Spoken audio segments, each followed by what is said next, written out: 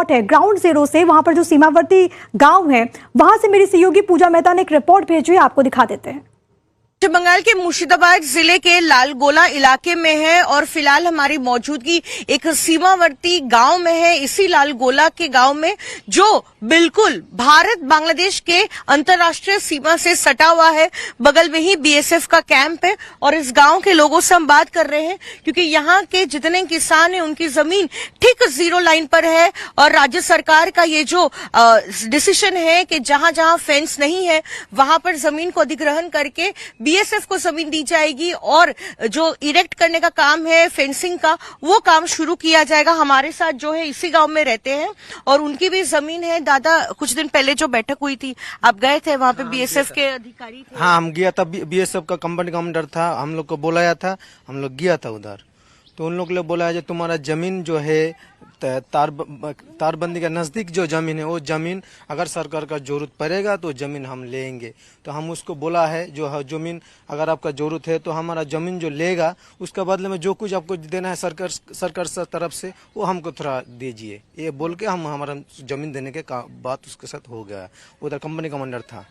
तो जिनकी जमीन ली जाएगी उनको मुआवजा भी दिया जाएगा, तो आप लोग राजी है देने के लिए?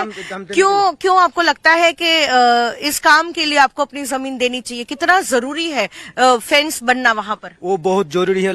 वो जमीन अगर हमारा गवर्नमेंट ले लेगा उसके बदले हमको पैसा देगा, वो ठीक है, वो जमीन जाए कोई बात नहीं, लेकिन हमारा पीछे वाला जमीन हमारा रोकना चाहिए। ये भी हमारा उसके साथ कंपनी हमारे साथ बातचीत हुआ था। जो हमारा पीछे वाला और अभी तो फेंस नहीं है उन इलाके में, तो फेंस बन जाएगा तो आप लोग को क्या सुरक्षित में? हाँ, बहुत सुरक्षित रहेगा, चला जाएगा, बहुत सुरक्षित रहेगा हमारा। क्यों आपको लगता है क्या कोई दिक्कत है? फेंस नहीं है तो बहुत दिक्कत हो। जो नदी काट के आ रहा है ना, बहुत भयंकर परिस्थिति उधर हो चुका है, बहुत भयंकर परिस्थिति हो चुका है। वो बीएसएफ वालों को जानता है, कंपनी कमांडर जानता है। वो हमारा गांव से पूरा जमीन का मालिक है, किसान लोग है, वो पूरा आदमी को लेके बैठक किया है कंपनी कमांडर। तो ये भी डर है कि बांग्लादेशी जो नागरिक है बहुत बार आ जाते हैं इस तरफ क्योंकि वहाँ पर फेंस नहीं है। तो यहाँ पर वो डर आपको सताता है कि फेंस हो जाएगा तो और भी ज्यादा सुरक्षा बढ़ जाएगी? वो तो हमारा सेफ्टी है। जो तारबंदी था वो पहले, अभी तारबंदी कट गया, वो तो बाई चांस हो सकता है जो बांग्लादेश का उन्हें आ सकता है, वो तो है, वो तो डर है। लेकिन हमारा बीएसएफ वाला हमारा बहुत मदद करता है। हम लोग जाता है किसान का काम के लिए रोज, वो हमको बीएसएफ वाला बहुत हेल्प करता है हम लोग। तो भारत बांग्लादेश बॉर्डर पर फेंसिंग का काम बहुत तेजी के साथ चल रहा है और 3 बीघा बॉर्डर इलाके पर गहमा गहमी तेज है। हाल ही में वहां पर फेंसिंग के दौरान विवाद भी देखने को मिला था, जब बांग्लादेशी सैनिक और नागरिक फेंसिंग का विरोध कर रहे थे। लेकिन अब वहां पर कैसे हालात, देखे मेरे सहयोगी अभिषेक राज की एक्सक्लूसिव रिपोर्ट। पश्चिम बंगाल में सरकार बदली है और सरकार बदलने के साथ ही सबसे पहला काम जो किया जा रहा है वो है बॉर्डर इलाकों की फेंसिंग का, यानी कि भारत और बांग्लादेश के बीच में जो तमाम बॉर्डर के इलाके हैं वहां पर फेंसिंग का काम जो है वो अब धीरे धीरे करके शुरू किया जा रहा है। मपाई का काम, इसके अलावा कहां कहां पर फेंसिंग करनी है उन सभी जगहों को आइडेंटिफाई किया जा रहा है। भारत और बांग्लादेश के बीच में जो पश्चिम बंगाल से सटा हुआ बांग्लादेश का बॉर्डर है वो काफी ज्यादा महत्वपूर्ण हो जाता है, क्योंकि 570 किलोमीटर की आप सोचिए ऐसी लंबी, एक तरीके से हम कहें तो वो हिस्सा है जो कि अनफेंस्ड है, जहां पर फेंसिंग नहीं की जा रही है। टाइम्स भारत एक्सक्लूसिव अभी ग्राउंड जीरो पर मौजूद है और एक्सक्लूसिव तस्वीरें आपको हम दिखाएंगे भारत और बांग्लादेश के बॉर्डर से। 3 बीघा जो जमीन, जो कि पूरा आप जानते होंगे 3 बीघा के बारे में, 3 बीघा जो जमीन जो कि बीच का हिस्सा भारत और बांग्लादेश के बीच का रास्ता जो दिया गया था, उस जमीन से हम आपको रिपोर्ट करके दिखाएंगे और बताएंगे कि आखिर कहां पर यह जमीन है, किस तरीके से यहाँ पे हालात हैं। ये जो आप जमीन देख रहे हैं, इस वक्त हम भारत और बांग्लादेश के बॉर्डर के बीच में खड़े हैं और ये जो सामने का हिस्सा आप देख रहे हैं ये बांग्लादेश का हिस्सा है। ये पूरा अनफेंस्ड आपको नजर आएगा। यहाँ पर हमारे बीएसएफ के जो जवान हैं वो दिन रात पेट्रोलिंग करते रहते हैं, दिन रात कोशिश करते हैं, चौकसी बरतते हैं और यहाँ पर कोशिश यही होती है कि यहाँ से कोई भी जो इलीगल व्यक्ति है वो यहाँ से अंदर ना आ पाए और कोशिश यही की जाती है कि यहाँ से अगर कोई आ रहा है या स्मगलिंग की जा रही है तो फिर उसके ऊपर कार्रवाई की जाए। ये 3 बीघा का रास्ता है। दरअसल ये जो सामने आप घर देख रहे हैं ये पूरा बांग्लादेश का हिस्सा है और जो गाड़ी आपको नजर आ रही है, यही वो जो बाइक चल रही है वो 3 बीघा का रोड है जो कि भारत हिस्से से होकर गुजरता है, यानी कि दोनों तरफ, एक हिस्सा जहां से ये गाड़ियां आ रही हैं ये बांग्लादेश का हिस्सा है, बीच का ये जो हिस्सा है ये भारत का हिस्सा है। और भारत ने परमिशन दी थी, एक तरीके से हम कहें लीज दी थी बांग्लादेश को, और जो दूसरा हिस्सा है वहां तक जाने के लिए। लेकिन अगर आप देखेंगे तो ये पूरा का पूरा जो इलाका है, पूरा जो हिस्सा है ये अनफेंस्ड है। और यही कारण है कि लगातार जो सुरक्षा के मद्देनजर जो एक तरीके से हम कहें जो फेंसिंग है वो काफी ज्यादा महत्वपूर्ण हो जाती है। तो हमारी रिपोर्ट में जो आप ये 3 बीघा कॉरिडोर सुन रहे हैं ना, वो है क्या? अब चलिए आपको ये बता देते हैं ग्राफिक्स के जरिए। तो दरअसल ये भारत बांग्लादेश बॉर्डर पर मौजूद एक छोटा सा भूखंड है जिसको 3 बीघा कॉरिडोर कहते हैं। ये भारत की जमीन है लेकिन बांग्लादेश को हमने लीज पर दी है। इसके अलावा जान लीजिए कि 1974 में इंदिरा मुजीबुर रहमान के बीच एक समझौता हुआ था। 1992 में बांग्लादेश को 99 साल की लीज पर हमने ये जमीन दी थी। इसके अलावा दहग्राम और अंगारपोटा इंक्लेव को बांग्लादेश की मुख्य भूमि से ये पूरा जोड़ता है।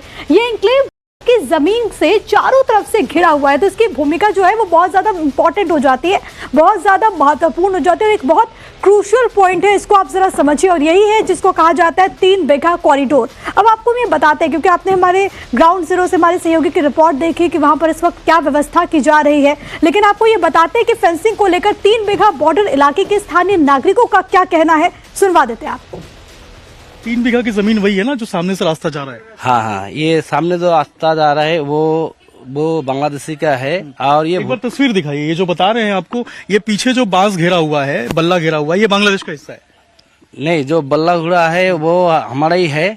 उसके पहले वो जो भुट्टा खेती दिखाई दे रहा है वो बांग्लादेश का है। ये सामने वाला जो काला काला देखा था काटातार लंबी वाला, ये इधर का भुट्टा, ये हमारा इंडिया का है। और उस तरफ वाला बांग्लादेश का है ना। ये जो काटातार बेड़ा देखा है वो तो 3 बीघा है, उसी रास्ता से गुजरता है उन लोग। और उसके बाद वो नेशनल बॉर्डर है, बांग्लादेश का है। तो ये तो बहुत आसानी होता होगा इन लोग को पार करने के लिए, भारत में घुसने के लिए ठंड वगैरह में? हाँ हाँ, कुआसा है जो पहले तो ये जो लाइट वगैरह नहीं था, फेंस अभी तो थोड़ा बहुत फेंसिंग हो गया, थोड़ा बहुत हमने दे रखा है, तो इसके वजह से वो लोग आ नहीं पाते हैं। बॉर्डर कोटा बीएसएफ भी लगातार ड्यूटी कर रहा है। और ये पहले जैसा ये लोग थोड़ा कम कर दिया। पहले जैसा ये लोग जैसे आना जाना करता था, ये ऐसे अभी नहीं कर रहा है फिलहाल। लेकिन दिक्कत क्या हो रही थी? पहले आप लोग जमीन क्यों नहीं दे रहे थे? नहीं, ऐसा कोई बात नहीं है। पहले हम जमीन नहीं दे रहे, हम जमीन देने के लिए हम लोग गाँव से सर्वदा हम तैयार रहते हैं। और जब भी गवर्नमेंट जमीन मांगते हैं हम जमीन देने के तैयार है। और इससे तो हमारा जमीन क्यों नहीं देंगे, क्योंकि ये हमारा ही फायदा है जमीन देने से, क्योंकि हमारा सुरक्षा जो बॉर्डर में रहते हैं ये हमारा सुरक्षा के लिए ही बन रहा है। तो हमारा जमीन देने से हमारा कुछ नुकसान नहीं होगा, फायदा ही होगा। देखिए बता रहे फायदा ही होगा। अच्छा, ये आप अगर देखेंगे यहाँ से तस्वीर में अगर आपको दिखाऊं तो देखिए ये जो पूरा हिस्सा आप देख रहे हैं ये पूरा अनफेंस्ड इलाका है। ये पूरा आप देखेंगे, पूरा बॉर्डर जो है ये पूरा एक तरीके से हम कहें तो बीएसएफ यहाँ पर लगातार चौकसी करती है। और जो सामने आप पिलर देख रहे हैं ये दरअसल वो 0 पॉइंट है, उसके बाद से पूरा बांग्लादेश का जो हिस्सा है वो शुरू हो जाता है। आप सोचिए कितनी आसानी होती होगी बांग्लादेश के लोगों को यहाँ पर आने के लिए, इलीगल लोगों को यहाँ पे आने के लिए। तो ग्राउंड जीरो पर लगातार टाइम्स नाउ नवभारत बना हुआ है। पूजा मेहता हमारे साथ, हमारे सहयोगी लगातार कनेक्टेड है। इसके अलावा अभिषेक राज हमारे साथ, हमारे सहयोगी सिलीगुड़ी से इस वक्त कनेक्ट हो गए हैं। अभिषेक, अभी हम आपकी रिपोर्ट देख रहे थे, आपने स्थानीय लोगों से बात भी की, जरा बताइए कि ग्राउंड जीरो पर इस वक्त पश्चिम बंगाल में क्या चल रहा है फेंसिंग को लेकर के, बॉर्डर जितने रीजन है वहां पर किस तरीके की तैयारी है, कैसे बीएसएफ की टीम अब आगे बढ़ रही है? देखिए निश्चित रूप से जो फेंसिंग है वो अगर हम आपको बताएं तो इलेक्शन के पहले, यानी कि पश्चिम बंगाल चुनाव के पहले गृह मंत्री अमित शाह जब भाषण दे रहे थे, कूच बिहार से प्रधानमंत्री ने जब भाषण दिया था, उस वक्त ये क्लियर होगा कि अगर भाजपा की सरकार बनेगी तो सबसे पहला काम जो है वो फेंसिंग का करवाया जाएगा। यही कारण है कि जब सरकार बनी थी उसके पहले मीटिंग में ही अगर हम कहें तो शुभेंदु अधिकारी ने कह दिया था कि जितने भी अनफेंस्ड इलाके हैं पश्चिम बंगाल से सटे हुए बांग्लादेश बॉर्डर के, उन सबके ऊपर फेंसिंग की जाएगी। और आप समझिए 142 अगर हम कहें तो एकड़ जो जमीन है वो बीएसएफ को दे दी गई है। लोगों से जब हमने बात की, चाहे 3 बीघा कॉरिडोर का इलाका हो या फिर जो तमाम बॉर्डर के इलाके हैं, लोगों को कोई परेशानी नहीं है। लोग पहले भी देना चाहते थे, थे, लेकिन जो पिछली सरकारें थी, चाहे सीपीएम की सरकार हो या तृणमूल की सरकार हो, उनकी तुष्टीकरण की राजनीति थी। इसके अलावा उदासीनता थी कि कभी लोगों से जमीन लेने की कोशिश की ही नहीं गई, भूमि अधिग्रहण करने की कोशिश की ही नहीं गई, और सिर्फ अपने राजनीतिक फायदे के लिए जो घुसपैठ करके बांग्लादेश से भारत में लोग आए हुए थे, पश्चिम बंगाल में आए थे, उन लोगों को बसाया गया, उनका पॉलिटिकल वोट बैंक का इस्तेमाल किया गया। और उसके बाद अब जब सरकार बदली है तो डिटेक्ट और डिलीट और डिपोर्ट की जो पॉलिसी है उसको अपनाया जा रहा है। और उससे पहले जो पूरी फेंसिंग है, जो बाड़बंदी है, वो की जा रही है, क्योंकि राष्ट्रीय सुरक्षा को लेकर ये सबसे बड़ा मुद्दा है और किसी भी राजनीति के लिए इसका इस्तेमाल नहीं हो सकता है। ये बात गृहमंत्री ने अच्छी कही कि स्थानीय लोग तो पहले भी तैयार थे, अभी तैयार है, पहले भी तैयार थे, लेकिन सियासत देश के आंतरिक सुरक्षा के साथ खिलवाड़ करती रही। लेकिन अब परिस्थितियां बदल गई है।